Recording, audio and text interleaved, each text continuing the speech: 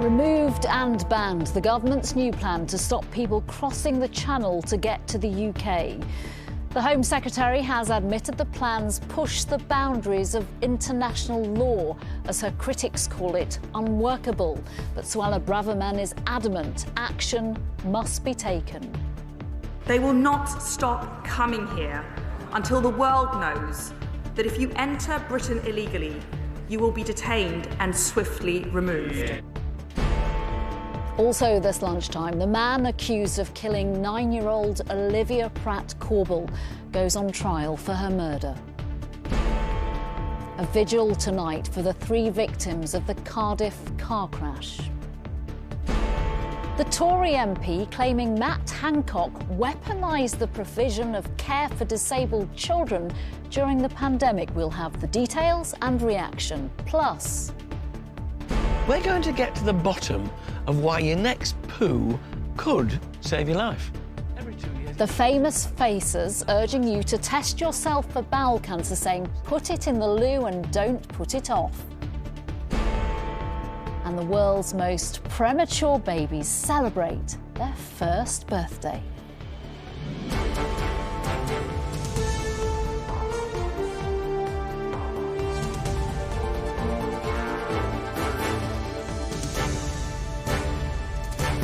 This is the ITV Lunchtime News with Nina Hossain. Good afternoon. If someone arrives in the UK illegally on a small boat or otherwise, they will be removed and banned from Britain for life. The illegal migration bill has been described as pushing the boundaries of international law. That is not an assessment by a critic of it, but by the Home Secretary herself, Suella Braverman. This lunchtime, Downing Street responded to what she'd been saying the package of measures are designed to work within international law. With the details and reaction, here's our political correspondent, Carl Dinnan. On a spring morning in Dover, the lifeboat is bringing in those who are lucky to see another sunrise, having risked their lives in the Channel. But with some 45,000 people having arrived illegally last year, the Home Secretary says it is this, not crime, not terrorism, but stopping illegal migrants, that is now her top priority. They will not stop coming here until the world knows that if you enter Britain illegally, you will be detained and swiftly removed. Removed back to your country if it's safe, or to a safe country, a safe third country like Rwanda. The illegal migration bill says anyone who arrives here illegally will be detained and deported. The only exceptions will be children and the gravely ill. Those deported will face a lifetime ban from re-entering the UK. 2 former RAF bases will be used as detention centres.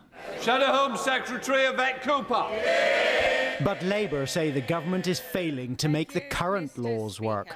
Home Office asylum decisions have collapsed, down 40%. The backlog and costly, inappropriate hotel use has soared. Removals of unsuccessful asylum seekers are down 80% on the last Labour government. The asylum system is broken and they broke it. Darius Nassimi escaped from Afghanistan as a child, arriving here in the back of a lorry. Although he's now a Conservative, he thinks the government's approach is wrong. I think the law violates a lot of the refugee conventions that the UK is a signatory of. I think no one's willing to put their children on boats unless they're desperate to leave their country of origin, unless they're facing some kind of persecution. The Home Secretary said Britain intended to work within international law, although she could not guarantee the new bill would be compatible with the Human Rights Act. And like so much in this area, there is a high chance it will be challenged in the courts. Carl Dinnan, ITV News, Westminster. Live now to our political editor, Robert Peston, who joined us from the Houses of Parliament. Will these measures work, Robert? So, they are certainly going to be challenged in the courts, as you've just heard from Carl Dinnan. They will be controversial even here in Parliament. I'm sure the House of Lords will have a good go at trying to reform them. But let's assume that over the next 4 or 5 months they do get through Parliament, and on that basis, almost everybody arriving in the UK without prior permission to seek asylum will at that point be deemed a criminal and will have no right to stay here, and once thrown out under the terms of the bill, they'll have no right ever to return again, even on holiday. So it's very draconian stuff. But there is a huge catch-22 for the government, which is the only way, once these asylum seekers turn up here to get them out, is to send them to Rwanda under the resettlement scheme. But as you'll be acutely aware, and as Carl has pointed out, at the moment the courts, the British courts, are not allowing the government to expel these asylum seekers to Rwanda. So after they are detained for 28 days in the equivalent of prisons, which is what is proposed by the government, the question then is, what on earth happens to them? The Home Secretary, Suella Braverman, was asked by her shadow Yvette Cooper what is going to happen to those people. There was no answer. Yvette Cooper asked them, will they be just thrown out and living on the streets? Again, no answer. So the point about whether it will work is this: if somehow criminalising all these people deters people from trying to come here, then it will work. But we have no guarantee that people will know about, or even think that this bill will work. So we have no idea whether it will stop the flow of people coming here illegally. And all that might happen is we just get the same number and they're living on the streets. Robert Peston, thank you very much. Thank you. A jury in Manchester has heard a man accused of murdering a 9-year-old girl in Liverpool was in a ruthless pursuit of his intended victim. Thomas Cashman is on trial over the death of Olivia Pratt-Corbell, who was shot in her home last August. Cashman denies murder. Chloe Keedy has been hearing the evidence at Manchester Crown Court. Chloe, take us through what's been heard in court so far. Well, this morning we heard the prosecution's version of what happened on that night in August last year. 9-year-old Olivia Pratt-Corbell was shot dead as she stood on the staircase of her family home when a masked man burst in and fired a bullet that hit Olivia in the chest. Now, the prosecution say that man was 34-year-old Thomas Cashman and that he was trying to kill another man, but that the shooting, in their words, went horribly wrong. Now, Olivia was at home with her mum Cheryl that night, her sister Chloe and her brother Ryan, and the family were all in court today where they had to relive it. And we heard how it started out as such an ordinary night, how Cheryl Corbell had a couple of neighbours round for a cup of tea and she was chatting to them when she heard what she thought might be fireworks or gunshots outside. Now, the prosecution say it was in fact Thomas Cashman chasing a man called Joseph Nee, and that when Joseph Nee saw the open door, he tried to run through it in an attempt to hide. The court heard that Cashman was relentless in his pursuit of Joseph Nee, and that even as Cheryl Corbell tried to close her front door, he fired another shot that went through the door, passed through her wrist and went into the chest of her daughter Olivia. Now, we heard that Olivia had come downstairs saying she was scared because of all the noise and that her mum hadn't even realised her daughter was standing behind her until she turned around and saw her at the bottom of the stairs. Thomas Cashman denies all of the charges against him and the case is expected to last for around 4 weeks. Chloe Keedy, thank you very much. A vigil will be held tonight to remember the 3 young people killed in a car crash in Cardiff over the weekend.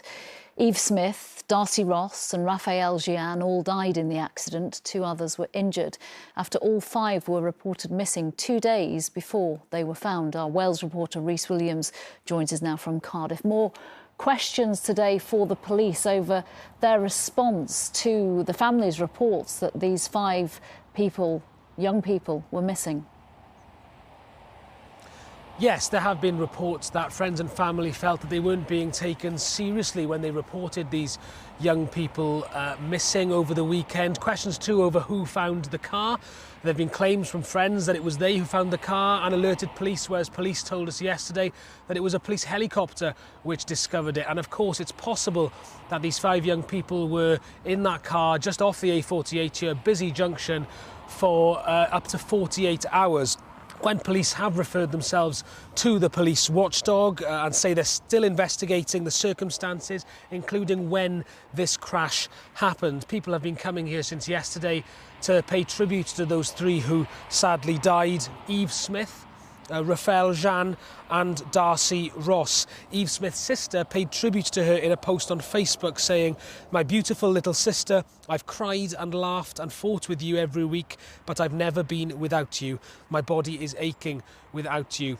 There have been people here as well, of course, wishing the best to the 2 who were badly injured in this incident, Sophie Russon and Shane Loughlin, who are still in hospital. And Rhys, tonight there will be a vigil this evening to remember the 3 victims, the 3 who lost their lives. Yes, that's right. This roundabout has become a real hub for people to come and pay tribute. There have been a huge amount of flowers left here at the scene, a banner too paying tribute. Last night, friends set off fireworks to celebrate the lives of their friends, and tonight, as you say, a vigil will be held here to honour those 3 lives, Darcy, Eve and Raphael, that were so tragically cut short. Rhys Williams, thank you. The former Health Secretary Matt Hancock has been accused of weaponising the provision of care for disabled children. The Telegraph has published further WhatsApp messages which appear to suggest Mr Hancock discussed withholding funding for a learning disability centre to pressure a Conservative MP to support COVID restrictions which were being considered in November 2020. Our political correspondent Romilly Weeks joins me now from Westminster. Romilly, Mr Hancock's team has hit back at this latest accusation to emerge. Yes, they are, and it's the same defence they've used in relation to the hundreds of other WhatsApp messages that have already been released, that they provide a partial account, and they're driven, he says, by people with a vested interest and an axe to grind. But these messages have been greeted with a particular degree of fury. The background to all of this was a vote in December 2020 when the government was trying to introduce new lockdown measures, and Mr Hancock and an aide are discussing how to put pressure on MPs in order to get them to vote with the government. And this is what they have to say about James Daly, a Tory MP who was trying to get a centre for children with additional needs built in his constituency at the time. The aide writes, James wants his learning disability hub in Bury. Whips call him up and say health teams want to work with him to deliver this, but that will be off the table if he rebels. These guys' re-election hinges on us in a lot of instances, and we know what they want. We should seriously consider using it, in my opinion. Hancock replies, yes, 100%. Well, Jake Berry is a neighbouring MP to James Bailey, and just listen to his level of fury about this. I think weaponising disability hubs for disabled children as a way of trying to persuade people to vote or not vote for your lockdown is an absolute disgrace, and I think it gives us an insight into the sort of, you know, drunk on power, born to rule sort of government that was happening at the time when he was Health Secretary. I think it's appalling.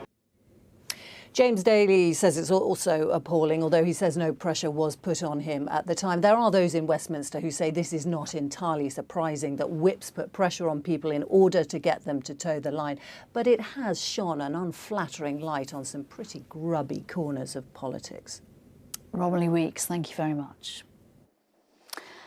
Next this lunchtime, have you been sent a kit to test for bowel cancer but not quite got round to using it? If so, you are not alone. A third of those sent these screening tests are not sending them back. Now, for the first time, the NHS in England has begun a campaign urging people to put the test by the loo and don't be put off from using it. Do you know, around 1 in 3 people who are sent the NHS bowel cancer screening test don't return it. And yet, a simple screening test can detect the signs of cancer. My pal Tommy Walsh is popping around. We're going to get to the bottom of why your next poo could save your life. And I'm delighted to say Tommy Walsh has popped in here too, teaming up with your old mucker there, Alan Titchmarsh. Why were you so keen to get involved in this really important campaign? Well, it's about 20 years since me and Alan have done filming together. And this particular day, it was just like we picked up from the day before. 20 years had disappeared, and it was just like old times. And it was a very serious subject matter because it's bowel cancer that we're trying to actually give a little bit of coverage to and to promote it. And it was just a great opportunity because although it's a very serious issue, it's also easier to deal with if there's a little bit of humour. It's a very serious issue, but it's a really simple test, isn't it? That said, and you've got one with you to show the viewers, people are really queasy once they get one of those tests about actually going through with the test itself and then posting it. So sell it to us. Why is it so important that once you get that test through your letterbox that you do the test and post it back? Well, as a cancer survivor, I know how important early diagnosis is, and that's probably why I'm still here today. And my operation was 4 years ago, and I've been clear ever since. But it's just that for people, it's a very simple test to take, and you do it in the privacy of your own home. Follow a few simple instructions. I'll show you how to do it. Yeah, please do. It comes in a box like this. You just open it up. Inside there is an envelope, and that's where the sample goes, and that's what you use for the sample. Now, the thing that makes people a bit wary, I think, is the fact that your poo mustn't hit the water, so you've got to put toilet paper, maybe an excess of that, to catch it, because you need to, that pops out of there, you just push that into the poo, take it back, put it back into the container like that, put it in the envelope that's supplied, and then it's got that sticky tape. And post it off. I was told a really top tip by a doctor the other day, not to use toilet paper, but to put cling film on the top of the loo, and then it will catch everything. Yeah, but it might catch more than you want to catch, and, you know, it could get a little bit messy, that as well. I mean, we've played a few tricks with people in the past with cling film on toilets, and, you know, when builders play tricks on other buildings, and we've had plenty of fun with that with people who haven't seen that it was cling film. I can't imagine what I'm visualising right now. If you're not willing to do this for yourself, it's a bit embarrassing, but it could save your life or your family. This campaign is urging people to do it in light of the campaign that the late, great Dame Deborah James did in terms of trying to make people aware. She did so much work. But bowel cancer is the fourth most common cancer in the UK. And it's a known fact that if you get early diagnosis, you've got 9 times the amount of chance of beating the actual disease than you have if you don't do it that way. Let's hope everyone out there listening to this. And it doesn't cost a penny. Once you do it and you put that in the letterbox, that's the end of it. And then you've got, when it comes back, you've either got early diagnosis and it can be treated, or... An all clear. An all clear. That means life goes on as usual. Brilliant. Tommy Walsh, thank you very much. Let's hope people were listening. Thank you. I hope so. The first significant snowfalls of the year have caused disruption in northern Scotland. Some schools delayed opening this morning and others were closed in Aberdeenshire. Further south, this was the scene in Tynemouth, where drivers struggled on snow-covered roads. Tonight could be the coldest of the year, but some decided snow and freezing temperatures weren't going to put them off a day trip to the beach today. And tickets to the grand final of the Eurovision Song Contest in Liverpool sold out in 36 minutes. Fans crashed the website selling the tickets, priced up to £380 before it went live a little earlier. The event is being held in the UK for the first time in 25 years on behalf of last year's winner, Ukraine, in May. Finally, this lunchtime to the remarkable story of the premature twins who've just celebrated their first birthday after being given a 0 chance of survival when they were born. The girl and boy were born at just 22 weeks in Canada, making them the Guinness Book of Records most premature twins in the world. Sally Biddulph now on an incredible tale of survival. Record breakers aged just 1. These twins from Canada are a sibling sensation. Born at just 22 weeks, Adia and Adriel are the most premature pair to ever survive. We're amazed that our twins have the record title. The roller coaster began when mum Shakina went into labour at 21 weeks and 5 days. She knew she had to get to 22 weeks before any hospital would attempt to resuscitate her babies. Chance of survival is pretty much 0%. We were just clinging to our hope and faith, trusting in God. And the twins made it. 15 minutes after they crossed the 22-week and 0 days mark, my water actually broke. Our daughter Adia arrived first. She arrived at 1:22 a.m. and our son Adriel arrived at 1:45 a.m. Adia weighed just 330 grams and brother Adriel 420, both far less than a small bag of pasta.